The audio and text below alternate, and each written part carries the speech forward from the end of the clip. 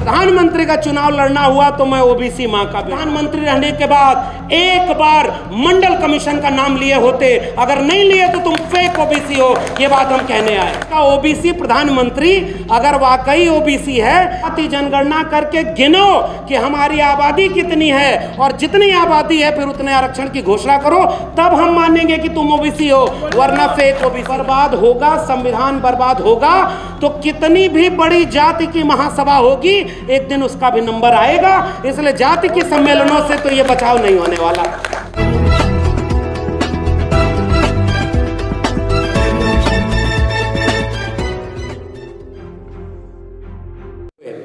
ये ओबीसी एकता इसलिए भी जरूरी है और इस मुल्क में ओबीसी लोगों, आपको भी घर घर जा करके ये बात कहना जरूरी है कि ये ओबीसी महासभा ने जो काम शुरू किया है, इसके पहले तमाम लोगों ने ये लड़ाई लड़ी है। और सबसे पुराने, पहले चले जाइए उन तमाम जातियों के बीच, तथागत बुद्ध से लेकर के कबीर, रैदास, पलटू दादू, भीखा, बुल्ले शाह, बाबा फरीद और नारायण गुरु बसवन्ना चोखा मेला, इन तमाम कमेरा लोगों ने जो विरासत में बनाया, उसे महात्मा ज्योतिबा फुले और शाहू जी ने आगे बढ़ाया। और उत्तर भारत में समाजवादी आंदोलन के नेता डॉक्टर राम मनोहर लोहिया जिस दौर में लड़ रहे थे, बिहार में त्रिवेणी संघ बना था और उत्तर भारत में अर्जक संघ, इन सब ने उन कमेरा लोगों को अंधविश्वास, पाखंड और इन सारी चीज़ों से निकाल करके वैज्ञानिक, तर्कशील, मानवतावाद और समाजवाद के आंदोलन के जरिए एकजुट करने का एक लंबा काम किया है। इसलिए ओबीसी किसी दौर में सोया नहीं था, न अभी सोया है। वो तब भी जगा था और आज भी जगा है और आगे जगा रहेगा। जवाब नंबर 1। अब दूसरी बात, शिकायत फिर ओबीसी से क्यों होती है कि ओबीसी अगर जाग जाए तो ये सब बदल जाए? क्योंकि जब आपकी आबादी इस मुल्क की आधी आबादी से ज्यादा है तो जिम्मेदारी भी आपकी ज्यादा है। ये इसलिए मैं इस बात पर जोर देने आया हूं। अगर आपकी आबादी ज्यादा है और आपके पास मौका है तो आइए एक बड़ी एका बनाए। और वो बड़ी एका ऐसी एका नहीं होनी चाहिए जैसे इस देश का, मुल्क का निजाम जैसा झूठ बोलता है वैसा झूठ बोल करके हम कोई आंदोलन नहीं कर पाए। जब तक गुजरात का मुख्यमंत्री होने के बाद वो राजनेता महोदय, उनको जाति नहीं याद आई। जब प्रधानमंत्री का चुनाव लड़ना हुआ तो मैं ओबीसी मां का बेटा हूं, सेल्फ मेड ओबीसी है वो। असल में अगर ओरिजिनल ओबीसी होते, वो विरासत में वो दर्द पाए होते, वो जोखिम उठाए होते, तो इतने साल प्रधानमंत्री रहने के बाद एक बार मंडल कमीशन का नाम लिए होते। अगर नहीं लिए तो तुम फेक ओबीसी हो, ये बात हम कहने आए। और आपसे भी शिकायत ओबीसी महासभा के लोगों, इसमें मंडल की तस्वीर नहीं है।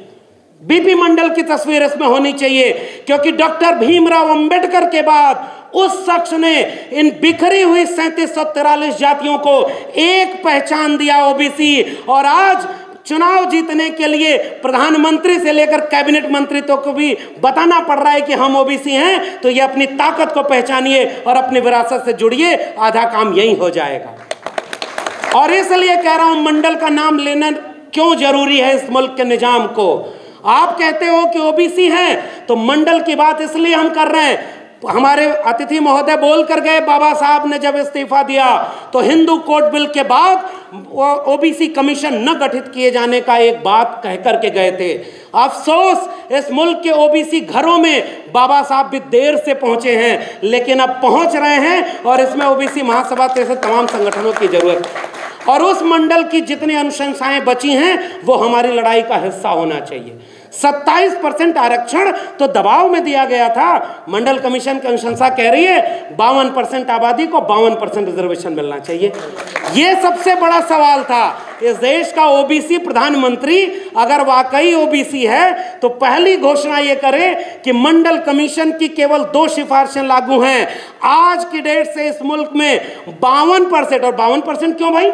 ये तो 1931 की जनगणना और 1977 और 80 में रिपोर्ट, 1991-90 में लागू, 2021 में 2000 जो जनगणना होनी थी कम से कम 2023 में सबसे पहले जाति जनगणना करके गिनो कि हमारी आबादी कितनी है, और जितनी आबादी है फिर उतने आरक्षण की घोषणा करो, तब हम मानेंगे कि तुम ओबीसी हो, वरना फेक ओबीसी रहोगे।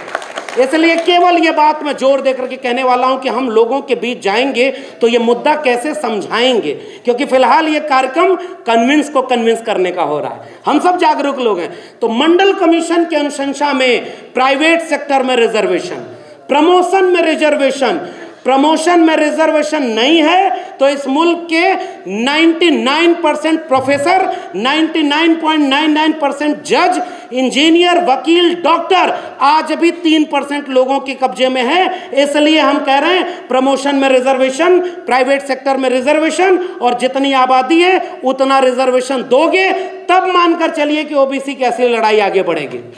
तो जाति जनगणना और मंडल कमीशन के सिफारिश लागू करना। और आखिरी बात, ये कॉलेजियम सिस्टम, जज बने बैठे हैं। मैं एक बात कह रहा हूं, मुझे एक किस्सा याद आ रहा है, 2 मिनट में बात खत्म करूंगा। 1986 का वक्त था, महात्मा ज्योतिबा फुले हंटर कमीशन के सामने वो बात हो रही थी किसानों की दशा क्या है। तो उन्होंने पहली बार ये किया कि किसानों का चोला पहना, एक फटा पुराना कुर्ता, एक बहुत मैला सा कंबल, और ऐसे ही चले गए, गेट से घुसने नहीं दिया। उन्होंने कहा भाई आप कहाँ आ रहे हो? तो उन्होंने कहा कि ये किसानों का सम्मेलन हो रहा है, हमें किसानों की बात कहनी है। तो उन्होंने कहा कि भाई आप कौन? तब तक पहचान गए लोग कि अच्छा आप ज्योतिबा फुले हैं।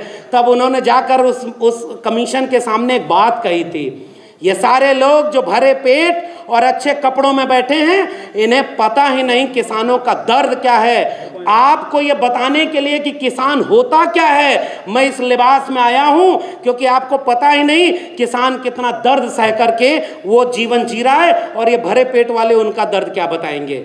इस मुल्क को अगर बचाना है ओबीसी महासभा के लोगों, तो ओबीसी को तो एकजुट करना ही करना, इसके अलावा आपके पास कोई रास्ता नहीं है। जब भारत बर्बाद होगा, संविधान बर्बाद होगा, तो कितनी भी बड़ी जाति की महासभा होगी, एक दिन उसका भी नंबर आएगा। इसलिए जाति के सम्मेलनों से तो ये बचाव नहीं होने वाला।